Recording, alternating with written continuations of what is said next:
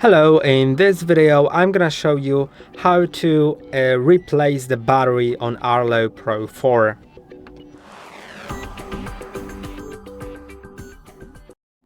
To replace the battery, first of all, take the device, press on the button at the bottom. It will pop the front out a little bit. Now you can take the unit out of this plastic case and you'll simply find the battery right here. You can take it out and put another one in, just like that, until it clicks. Now put it in the case until it clicks. And I hope that this video was helpful. Don't forget to like and subscribe. See you in the next one.